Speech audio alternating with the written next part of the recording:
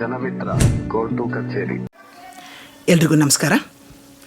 ಇವತ್ತು ಒಂದು ರಾಜಿ ಸಂಧಾನದ ಒಂದು ಮಾರ್ಗ ಇದೆ, ಮಧ್ಯಸ್ಥಿಕೆ ಅಂತಂದೇಳಿ ಅದರ ಬಗ್ಗೆ ಒಂದಿಷ್ಟು ಮಾಹಿತಿ ಕೊಡ್ತಕ್ಕಂಥ ಪ್ರಯತ್ನವನ್ನು ನಾನು ಈ ವಿಡಿಯೋದಲ್ಲಿ ಮಾಡ್ತೇನೆ. ಅಂದರೆ ಆಲ್ಟರ್ನೇಟಿವ್ ಡಿಸ್ಪ್ಯೂಟ್ ರೆಸೊಲ್ಯೂಷನ್ ಅಂತ ನಾವು ಕರಿತೀವಿ. ಅಂದರೆ ಪರ್ಯಾಯ ರಾಜಿ ಮಾರ್ಗ, ಸಂಧಾನದ ಮಾರ್ಗಗಳು ಅಂತಂದೇಳಿ ನೀವೆಲ್ಲ ಕೇಳಿರ್ತೀರಿ.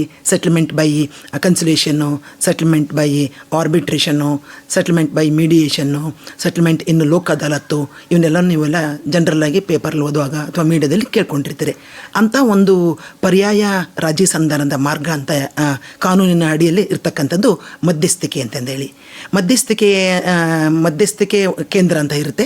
ಅಲ್ಲಿಗೆ ನ್ಯಾಯಾಲಯಗಳು ಒಂದಿಷ್ಟು ಪ್ರಕರಣಗಳನ್ನು, ಅಂದರೆ ಮಧ್ಯಸ್ಥಿಕೆಯಲ್ಲಿ ಎಂಥ ಪ್ರಕರಣಗಳನ್ನು ಅವರು ಸೆಟ್ಲ್ ಮಾಡ್ಕೋಬೋದು, ಪಾರ್ಟಿಗಳು ಮಾತಾಡ್ಕೋಬೋದು ಅನ್ನೋ ಒಂದು ನಿಟ್ಟಿನಲ್ಲಿ ಕಳಿಸ್ಕೊಡ್ತದೆ. ಉದಾಹರಣೆಗೆ ಹೇಳಬೇಕು ಅಂತಂತಂದರೆ ಎಂಥ ಪ್ರಕರಣಗಳನ್ನು ನ್ಯಾಯಾಲಯ ಮಧ್ಯಸ್ಥಿಕೆಗೆ ಕಳಿಸ್ಕೊಡ್ತದೆ ಅಂತ ಹೇಳಿದರೆ, ಫ್ಯಾಮಿಲಿ ಡಿಸ್ಪ್ಯೂಟ್ಸ್ ಅಂತ ನಾವು ಕರಿತೀವಲ್ಲ, ಕೌಟುಂಬಿಕ ನ್ಯಾಯದಲ್ಲಿ ಎಂಥ ಪ್ರಕರಣಗಳು ಇರ್ತದೆ.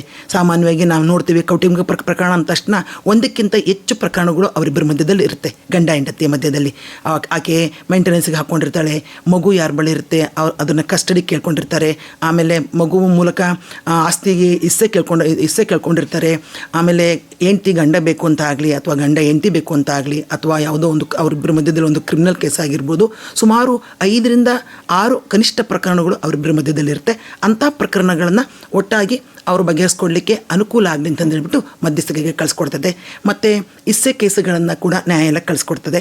ಆಮೇಲೆ ಒಂದು ನಿರ್ದಿಷ್ಟ ಪರಿಹಾರದ ಹಕ್ಕಿಗೆ ಅಂತ ಹೇಳಿದ್ರೆ ಒಂದು ಅಗ್ರಿಮೆಂಟ್ ಮಾಡ್ಕೊಂಡಿರ್ತಾರೆ. ಒಂದು ಸ್ಥಿರ ಆಸ್ತಿಯನ್ನು ನಾವು ಖರೀದಿ ಮಾಡ್ತೀವಿ ಅಂತಂದೇಳ್ಬಿಟ್ಟು, ಜಮೀನು ಆಗಿರ್ಬೋದು, ಮನೆ ಆಗಿರ್ಬೋದು, ನಿವೇಶನ ಆಗಿರ್ಬೋದು, ಅಂಥ ಸಂಬಂಧಂಥ ಪ್ರಕರಣಗಳನ್ನು, ಚೆಕ್ ಪ್ರಕರಣಗಳಾಗಿರ್ಬೋದು ಅಥವಾ ಹಣಕಾಸಿನ ವ್ಯವಹಾರಕ್ಕೆ ಸಂಬಂಧಿಸಿದ ಇಂಥ ಒಂದು ಪ್ರಕರಣಗಳನ್ನು ಮಧ್ಯಸ್ಥಿಕೆಗೆ ನ್ಯಾಯಾಲಯ ಕಳಿಸ್ಕೊಡ್ತದೆ.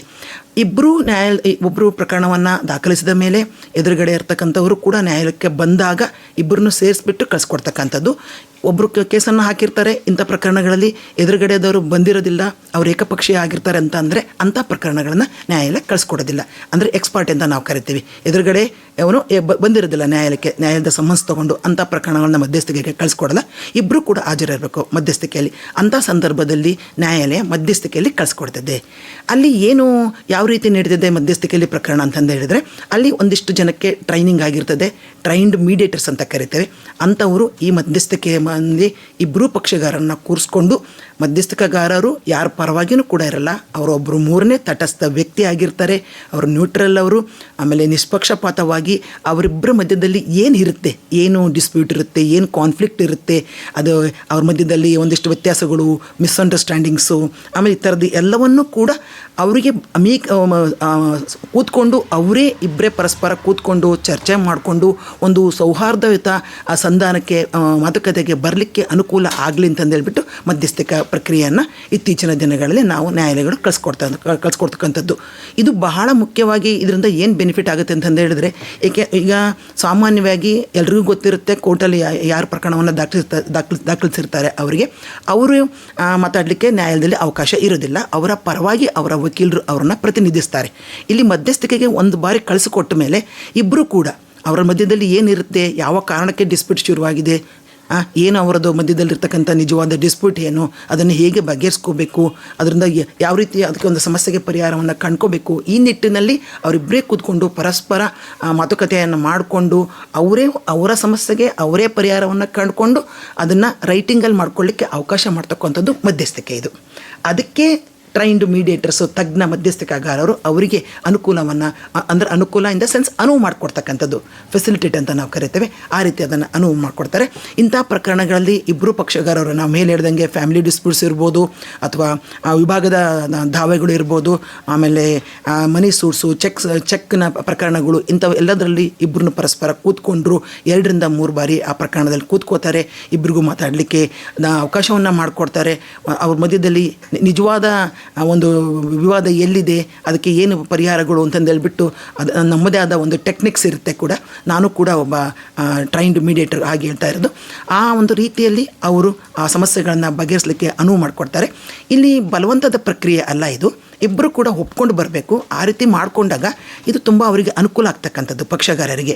ನಾನು ಆಗಲೇ ಹೇಳ್ದಂಗೆ ನ್ಯಾಯಾಲಯದಲ್ಲಿ ಅವರಿಗೆ ಮಾತಾಡಲಿಕ್ಕೆ ಅವಕಾಶ ಇರೋದಿಲ್ಲ. ಅವರನ್ನು ಯಾರು ಪ್ರತಿನಿಧಿಸ್ತಾರೆ ಅವರ ವಕೀಲರು ಮಾತ್ರ ಅವ್ರ ಪರವಾಗಿ ಕೋರ್ಟಲ್ಲಿ ಸಬ್ಮಿಷನ್ ಮಾಡ್ತಾರೆ. ಇಲ್ಲಿ ಹಾಗಲ್ಲ, ಮಧ್ಯಸ್ಥಿಕೆಗೆ ಒಮ್ಮೆ ಬಂದಾಗ ಇಬ್ಬರು ಪರಸ್ಪರ ಕೂತ್ಕೊಂಡು ಚರ್ಚೆ ಮಾಡಿಕೊಂಡು 2 ಬಾರಿ ಅಥವಾ ಇನ್ನೂ ಇದು ಸೆಟ್ಲ್ಮೆಂಟ್ ಆಗುತ್ತೆ ಅಂತಂದರೆ ಇನ್ನೂ ಒಂದು ಅವಕಾಶವನ್ನು ಅವ್ರಿಗೆ ಕೊಟ್ಬಿಟ್ಟು ಅವರು ಸೆಟ್ಲ್ಮೆಂಟ್ ಮಾಡ್ಕೋತು ಅಂತಂದು ಹೇಳಿದ್ರೆ ಅವರು ಏನು ಅವರ ಸಮಸ್ಯೆಯನ್ನು ಅವರ ವಿವಾದವನ್ನು ಅವರೇನು ಸೆಟ್ಲ್ಮೆಂಟ್ ಮಾಡ್ಕೋತಾರಲ್ಲ ಅದನ್ನು ರೈಟಿಂಗಲ್ಲಾಗುತ್ತೆ, ಅದನ್ನು ಇಬ್ಬರು ಒಪ್ಕೋತಾರೆ, ಅಲ್ಲಿ ಯಾವ ಒತ್ತಡ ಆಗಲಿ ಯಾವುದೇ ಇರೋದಿಲ್ಲ. ಅಂಥದ್ದೊಂದು ರೈಟಿಂಗಲ್ಲಿ ಆದಮೇಲೆ ಅವರ ವಕೀಲರು ಅವರನ್ನು ಗುರುತಿಸ್ತಾರೆ. ಆ ಒಂದು ಅಗ್ರಿಮೆಂಟ್ನ ಪುನಃ ಕೋರ್ಟಿಗೆ ಬಂದುಬಿಟ್ಟು ಅವರು ತೊಗೊಂಡೋಗಿ ನ್ಯಾಯಾಲಯಕ್ಕೆ ಹೋಗ್ಬಿಟ್ಟು ನಾವು ಈ ರೀತಿ ನಮ್ಮ ಪ್ರಕರಣವನ್ನು ನಾವು ಮಧ್ಯಸ್ಥಿಕೆಯಲ್ಲಿ ಬಗೆಹರಿಸ್ಕೊಂಡಿದ್ದೀವಿ ಸ್ವಾಮಿ, ನಮಗೆ ಅಗ್ರಿಮೆಂಟ್ ಆಗಿದೆ, ನಾವು ಮಾಡ್ಕೊಂಡಿದ್ದೀವಿ, ನಮ್ಮ ಪ್ರಕರಣವನ್ನು ನಾವು ಮುಕ್ತಾಯ ಮಾಡ್ಕೋತೀವಿ, ನಮಗೆ ಕ್ಲೋಸ್ ಮಾಡಿಕೊಡಿ ಅಂತ ಹೇಳಿ ಅದನ್ನು ನ್ಯಾಯಾಲಯಕ್ಕೆ ಸಲ್ಲಿಸಿದಾಗ ಏನಾಗ್ತದೆ ಅಂತ ಹೇಳಿದ್ರೆ ನ್ಯಾಯಾಲಯ ಅದನ್ನು ಅಕ್ಸೆಪ್ಟ್ ಮಾಡ್ಕೊಳ್ಳುತ್ತೆ. ಅದರ ಮೇಲೆ ಅಪೀಲ್ ಇರೋದಿಲ್ಲ. ಅದೇ ಬೇರೆ ನಾವು ಮಧ್ಯಸ್ಥಿಕೆಗೂ ಮತ್ತು ಕೋರ್ಟಲ್ಲಿ ನಡ್ತಕ್ಕಂಥ ಪ್ರಕರಣದಲ್ಲಿರ್ತಕ್ಕಂಥ ವ್ಯತ್ಯಾಸವನ್ನು ನಾವು ಸೂಕ್ಷ್ಮವಾಗಿ ಗಮನಿಸಿದರೆ ನಮಗೇನು ಗೊತ್ತಾಗುತ್ತೆ ಅಂತ ಹೇಳಿದ್ರೆ, ಮಧ್ಯಸ್ಥಿಕೆಯಲ್ಲಿ ನಾವು ಮೇಲೆ ಹೇಳಿದಂಥ ಪ್ರಕರಣಗಳಲ್ಲಿ ಅವರು ರೈಟಿಂಗಲ್ಲಿ ಅಗ್ರಿಮೆಂಟ್ ಮಾಡಿಕೊಂಡು ಒಪ್ಕೊಂಡು ನ್ಯಾಯಾಲಯಕ್ಕೆ ಕೊಟ್ಟರೆ ಅದನ್ನು ಅಕ್ಸೆಪ್ಟ್ ಮಾಡ್ಕೊಳುತ್ತೆ ಕೋರ್ಟು, ಮತ್ತು ಅದ್ರ ಮೇಲೆ ಅಪೀಲ್ ಇರೋದಿಲ್ಲ. ಆದರೆ ಅದೇ ನ್ಯಾಯಾಲಯದಲ್ಲಿ ಒಬ್ರಿಗೆ ಅನುಕೂಲ ಆಗುತ್ತೆ, ಇನ್ನೊಬ್ಬರಿಗೆ ಅನಾನುಕೂಲ ಆಗುತ್ತೆ. ಅನಾನುಕೂಲ ಆದವರು ಮತ್ತೆ ಇನ್ನೊಂದು ಅಪೀಲ್ ಹಾಕೊಂಡು ಹೋಗೋದು, ಮಗದೊಂದು ಅಪೀಲ್ ಹಾಕೊಂಡು ಹೋಗೋದು, ಹೀಗೆ ಅವರ ಸಮಯ, ಅವರ ಹಣ, ಅವರ ಶ್ರಮ ಎಲ್ಲವೂ ಕೂಡ ಭಾಳಷ್ಟು ಇದು ಸಮಯವನ್ನು ತಗೊಳ್ತಕ್ಕಂಥದ್ದು, ಹಣ ಅವರಿಗೆ ಖರ್ಚಾಗ್ತಕ್ಕಂಥದ್ದು, ಅವರ ಮಾನಸಿಕ ಒಂದು ನೆಮ್ಮದಿ, ಆಮೇಲೆ ಹತಾಶೆ, ನಿರಾಶೆ ಎಲ್ಲವೂ ಕೂಡ ನಾವು ನೋಡ್ತೇವೆ. ಅದೇ ಮಧ್ಯಸ್ಥಿಕೆಯಲ್ಲಿ ಮಾಡಿಕೊಂಡ್ರೆ ಅವ್ರಿಗೆ ಯಾರಿಗೂ ಕೂಡ ನಾನು ಸೋತೆ ಅಥವಾ ನಾನು ಗೆದ್ದೆ ಅಂತಂದೇಳಿ ಆ ಭಾವನೆ ಬರದೇ ವಿನ್ ವಿನ್ ಸಿಚುಯೇಷನ್ ಅಂತ ನಾವು ಕರಿತೀವಿ ಮಧ್ಯಸ್ಥಿಕೆ ಕೇಂದ್ರದಲ್ಲಿ. ಆ ರೀತಿ ಮಾಡ್ಕೊಳ್ಳಿಕ್ಕೆ ಅನುಕೂಲವಾಗಿ ಇರ್ತಕ್ಕಂಥದ್ದು ಮಧ್ಯಸ್ಥಿಕೆ. ಇಂಥ ಪ್ರಕರಣ ನಾವು ಏನು ಹೇಳಿದ್ವಿ, ಫ್ಯಾಮಿಲಿ ಡಿಸ್ಪ್ಯೂಟ್ಸ್ ಆಗಿರ್ಬೋದು, ಆಮೇಲೆ ಈ ಥರದ ಪ್ರಕರಣದಲ್ಲಿ ಯಾರ್ಯಾರು ಮಧ್ಯಸ್ಥಿಕ ಇದು ಪಕ್ಷಗಾರರು ಇರ್ತಾರೆ ಅವರು ನ್ಯಾಯಾಲಯಕ್ಕೆ ಕೇಳಿಕೊಂಡು ಹೋಗಿ ಅವರೇ ಕೂತ್ಕೊಂಡು ಅವರೇ ಮಾತುಕತೆ ಮೂಲಕ ಮಾಡ್ಕೊಂಡು ಹೋಗ್ತಕ್ಕಂಥದ್ದು ಬಹಳ ಅನುಕೂಲ. ಇತ್ತೀಚಿನ ದಿನಗಳಲ್ಲಿ ಅದು ಬಹಳ ಚಾಲ್ತಿಯಲ್ಲಿರ್ತಕ್ಕಂಥದ್ದು. ಇತ್ತೀಚೆಗೆ ಈಗ ಕೂಡ ಈ 1.5 ತಿಂಗಳಿಂದ ಮತ್ತು ನೆಕ್ಸ್ಟ್ ಇನ್ನೂ 1.5 ತಿಂಗಳವರೆಗೆ ನಮ್ಮ ಎಲ್ಲ ದೇಶಾದ್ಯಂತ ಒಂದು ಮೀಡಿಯೇಷನ್ ಡ್ರೈವ್ ನಡೀತಾ ಇದೆ. ನಮ್ಮ ನ್ಯಾಷನಲ್ ಲೀಗಲ್ ಸರ್ವಿಸ್ ಅಥಾರಿಟಿ ನ್ಯಾಯಾಲಯದಲ್ಲಿರ್ತಕ್ಕಂಥ ಪ್ರಕರಣಗಳ ಒತ್ತಡವನ್ನು ಕಮ್ಮಿ ಮಾಡಬೇಕು ಅನ್ನೋ ಉದ್ದೇಶದಿಂದ ಮೀಡಿಯೇಷನ್ ಡ್ರೈವನ್ನು 90 ದಿನಗಳ ಒಂದು ಏನು ಕಾಲಾವಕಾಶದಲ್ಲಿ ಮೀಡಿಯೇಷನನ್ನು ನಡೀತಾ ಇದೆ. ಸುಮಾರು ಜನ ಬಂದುಬಿಟ್ಟು ಮೀಡಿಯೇಷನ್ನಲ್ಲಿ ಅವ್ರ ಪ್ರಕರಣ ಏನಿರುತ್ತೆ ಅದನ್ನು ಕೂತ್ಕೊಂಡು ಅವರೇ ಅವ್ರ ಸಮಸ್ಯೆಯನ್ನು ಬಗೆಹರಿಸ್ಕೊಂಡು ಅವರೇ ಒಂದು ಕನ್ಕ್ಲೂಡ್ ಮಾಡ್ಕೊಂಡು ಹೋಗ್ತಾ ಇದ್ದಾರೆ. ಇದು ಪಕ್ಷಗಾರರಿಗೆ ಅನುಕೂಲ ಆಗ್ತಕ್ಕಂಥದ್ದು.